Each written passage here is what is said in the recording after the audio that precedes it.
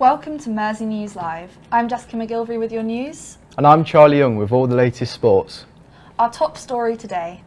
Kier Starmer has told his party in Liverpool that the country is facing a never-ending Tory decline. He pledged in what could be his last conference speech before the next general election that he would bring economic growth to Britain. Tom Watkins has more. True democracy is citizen-led. Politics needs an update. We demand a people's house. Leader Kier Starmer had glitter thrown over him during his speech at the Labour Party conference. The Labour leader promised NHS reforms, new housing and a change from the 13 years of Conservatives in power during his speech this afternoon. MerseyNewsLive spoke to people outside the conference about the changes they hoped the Labour government would implement. So although Kier Starmer is, I think, terribly worried about how these vested interests, the Mail, the Express, etc., would use anything he might say that was pro-EU against him. I think he's being overly cautious. To hear an absolute commitment from Kier Starmer on a national care service, maintaining the triple lock, and an acceptance of the concept that 68 is too late as a retirement age. If governments haven't invested enough in social house building, they haven't invested enough in things like local housing allowance to make sure people can pay for their rent, and they haven't done enough to regulate the private rented sector to stop people from being evicted. So we're calling for that to come to an end and for them to commit to the things in our manifesto. Watkins, Mersey News Live. A Liverpool surgeon working in Gaza has been describing buildings shaking in what he's described as unprecedented attacks as Israel regains control of the occupied territory. Dr. Abdel Hamid, a surgeon at Royal Liverpool University Hospital, has been carrying out kidney transplants but is now one of thousands trapped in the region. Meanwhile, the president of the Merseyside Jewish Representative Council says the bloodshed could have been avoided if the two sides would just talk. But even if you're in an enclave, you still don't have to behave in such a disgraceful manner to the people around you. You can learn to live in a hopefully in some sort of compromised situation. But Hamas and Hezbollah up north don't want to do that, and unfortunately they would rather make war than make peace. And this situation. Liverpool City Council has demanded 3 years of back rent from traders from St John's Market. The fees were waived during COVID, but now the council wants its money back. It currently subsidises the market to the tune of £1 million a year, but stall holders say they are unhappy with the condition of the hall. Prathan Bagudia reports. Liverpool Council have asked for 3 years' worth of frozen rent owed from traders in the city's St John's Market. Rent was frozen due to the COVID-19 pandemic to help struggling traders. However, now the council are demanding the rent back. The decision is unpopular with traders who say the council have done nothing to help them with dwindling footfall and sales going down. The whole thing is about customer flow. If they bring the customers in, we make the business, we can pay their rent. Since the redevelopment, nobody coming here. Before was very successful, lovely business. Market was very busy, it was combined market. Now nobody there. Nobody want to come here, even local people. I heard a lot from them, public, from Liverpool. We don't like St. John Market since the redevelopment. They all will give a blame to council. They don't enter here. These changes have already started to have negative effects on some traders' personal lives. I have angina pain. I keep always spray. If I got it twice now, maybe I will die straight away. Through them, I got a lot of stress. They give me stress in 3 years, 4 years at least. It's understood that asylum seekers who are held on the Bibby Stockholm barge off the Dorset coastline will be moved back onto it next week. They were evacuated in August after Legionella bacteria was found in the water. In Liverpool, multiple protest groups have been standing against the barge in solidarity with the migrants who were living on it. They have been marching through the city and held a demonstration in front of the Bibby Line HQ. But the Bibby Line maintain that all checks have been carried out and the ship is cleared safe. University students are working excessive hours to stay afloat, according to HEPI's recent study. It's been revealed students are struggling to maintain a healthy work-life balance. Olivia Beattie reports. 2 years on, and students are still not being heard. The cost of living crisis has been squeezing the economy for far too long. This has left many students feeling helpless as accommodation and food prices continue to soar. With loans staying low and inflation continuing to rise, many have no other choice but to work if they want the full university experience. Based on research from HEPI, which is my organisation in Advanced HE, we now know that 55%, so more than half, are now working part-time during their studies. This is the first time we've ever found that more than half of students are working part-time. It's always been less, and that's quite a significant increase on even last year. HEPI's research also reveals almost all students are struggling, including international students living off their savings. Yet, bursaries and grants only remain accessible to low-income families, leaving other students from different backgrounds in uncomfortable situations. Additionally, up to a third of students have now considered living at home. Reports also show that those to be working have seen negative impacts on their studies as well as their social life. But with the government failing to provide additional support, universities have no other choice but to encourage students to partake in part-time work. With no end in sight, students are being forced to turn to their parents when they themselves have their own bills to pay. Olivia Beattie, Mersey News Live. Wirral Council is looking to further their Vision Zero, which they hope will lead to zero road deaths in 2040. They met recently to discuss imposing more 20-mile-per-hour speed limits. John Hughes has more. The council has been looking to implement more 20-mile-per-hour roads in order to reduce overall traffic incidents in the Merseyside area. With a total of 482 collisions across the Wirral over the last 5 years, the council has called for a meeting on October 9th. However, their final decision is still unknown. This has been John Hughes with MerseyLive News. Ashley Dale's murder trial continues today in Liverpool. The 28-year-old died on August 21st last year after being found with a gunshot wound in the back garden of her Old Swan home. The LGBTQ+ community in Merseyside are preparing to celebrate National Coming Out Day tomorrow, but campaigners say more still needs to be done to end prejudice. Cassie Ward has been following the story.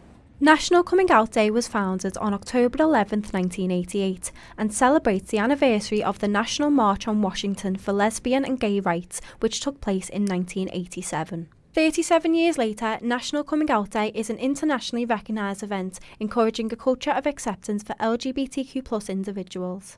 More than 1.3 million people in England and Wales identify as lesbian, gay or bisexual.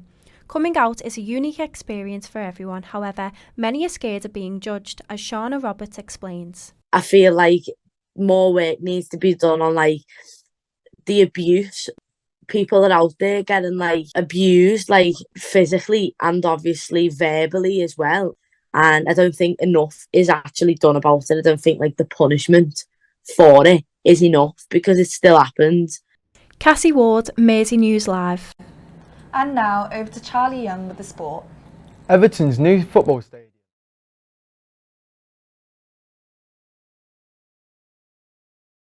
announced today that the tournament will be hosted by the UK and Ireland. Everton's chief executive, Colin Chong, said that the decision will allow for the club to build on the transformational impact that the stadium has had on Merseyside. LA28 officials have recommended the inclusion of cricket at the 2028 Los Angeles Olympics. This is the first time the sport will be included since the one-off game played between England and France in the 1900 Paris Games. I investigated why places like Liverpool may not be as excited about this news. Cricket has been joined by squash, lacrosse, flag football and baseball or softball to appear in the Olympics in 5 years' time.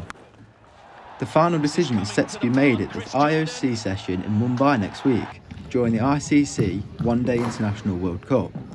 LA28's chairperson, Casey Wasserman, hopes the inclusion will engage diverse fan bases, but the upper-class stereotype placed on the sport makes it less popular in cities like Liverpool. It's not really considered working-class sport.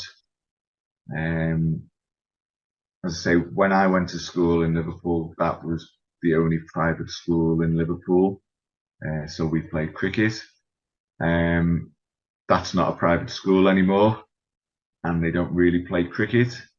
So I don't think there's really any schools in Liverpool now that play cricket, which obviously doesn't help. Despite being the nation's national sport, there hasn't been a Scouse representative in the England team since Egberth's Ken Cranston in 1948. Jeremy Klein believes locals are less likely to be inspired to play cricket due to the lack of a big Liverpudlian name in the sport. It is important that you do have a local celebrity who people could look up to. I mean, it's almost the same as football because there's very few local lads in either Everton or Liverpool. So when you do have a Trent Alexander-Arnold, then they obviously play on that and they look up to him. Charley Young, MerseyNewsLive. TalkSport's Simon Jordan has denied suggestions that his comments on the victim culture of Liverpool fans were related to the Hillsborough disaster. Liverpool MP Ian Byrne wrote a letter to the pundit demanding an apology and a vow to never use the phrase again. Daniel Zombartas has more. Liverpool West Derby MP Ian Byrne has written to TalkSport's Simon Jordan following his use of the term victim culture when discussing the mentality of Liverpool fans. The comments were made on the radio last Tuesday during a debate on the VAR audio from the controversial Liverpool vs Tottenham Hotspur game. Yeah, because the PGMOL, if they don't release the audio, will be asked why they're not releasing it, and then what you'll do is you'll build up this conspiracy theory, this victim culture of Liverpool fans of being penalised by a goal that was disallowed. The incident has sparked outrage amongst Liverpool fans, with the phrase being so closely associated to the Hillsborough disaster. For years, always the victims has been used in chants mocking those who lost their lives as a result of the tragedy. Byrne sent out a letter on Tuesday condemning the comments made by Jordan, expressing his profound sadness and anger. Always the victim is directly linked to the Hillsborough disaster, no matter what others say. We know that's a fact, and we know that's true. And that sort of narrative, is very toxic. It's very poisonous. And I said it just normalises that sort of, that conversation.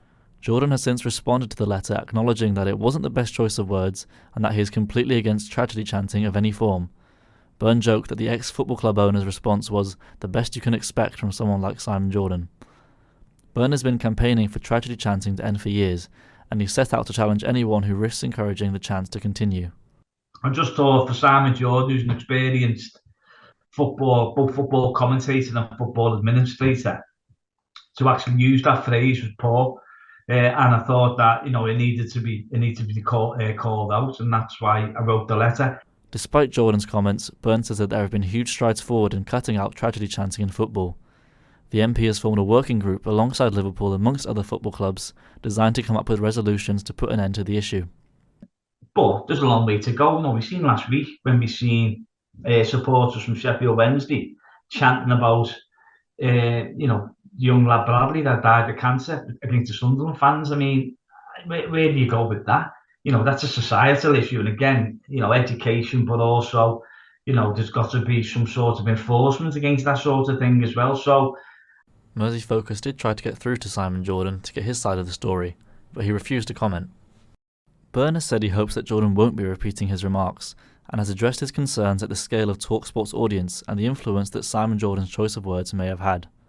Daniel Zombartas, Mersey Focus. The LJMU Heels Society believes it's time that dance gets taken seriously in the sports industry. The art is just as physically demanding as any, especially when done in heels. Destiny Hills has more on the story. Dancing is one of the most physically exhausting sports out there, yet no one ever talks about it. The Heels Society gathers most nights at LJMU Sports Centre to dance, all wearing heels they practice to popular songs. Now the girls say it's time that dance is recognised as a sport. Physically demanding, just as any sport on the body. It can cause injuries just like any sport, so if you're physically pushing yourself that much it's going to cause an injury, then it's definitely a sport. A lot goes into dancing and being physically fit enough to do the routine, especially in heels. The girls, if dancing competitively, would have to be strong, working legs, core and arms if doing teamwork due to lifts. Your partner should have complete faith that you can catch them during a routine. You need to strengthen niche places such as ankles and wrists because you're on them a lot during dancing. You need to do a lot of leg work in the gym. Your legs would have to be absolutely insane core and leg strength. In heels, core strength. Yeah, if you're doing partner work, arm strength, because you need to lift, and even just strengthening your ankles and your hands because you want them a lot. That would be ideal.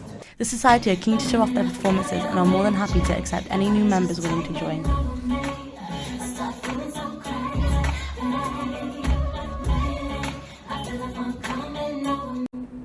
Wigan will be hoping.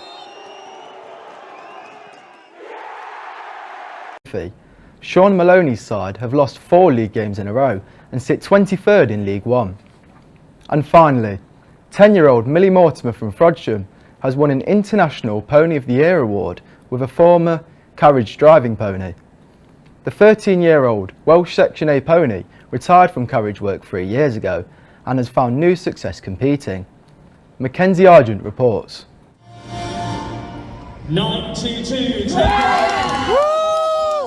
These were the reactions of a proud family as 10-year-old Millie Mortimer won an International Pony of the Year championship with her 13-year-old former carriage driving pony named Admiral.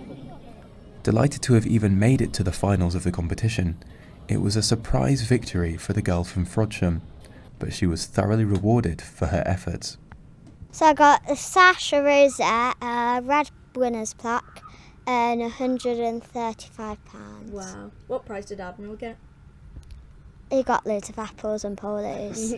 Well-deserved rewards for Admiral, who was home produced with the Mortimers for 3 years before the competition, both his and Millie's first.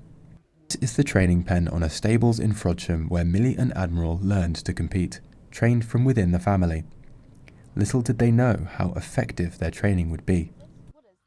We managed to qualify for the class at Flint and Denby, which was a real big achievement, wasn't it? So we went to the Horse of the Year show hoping just to really enjoy our day, didn't we?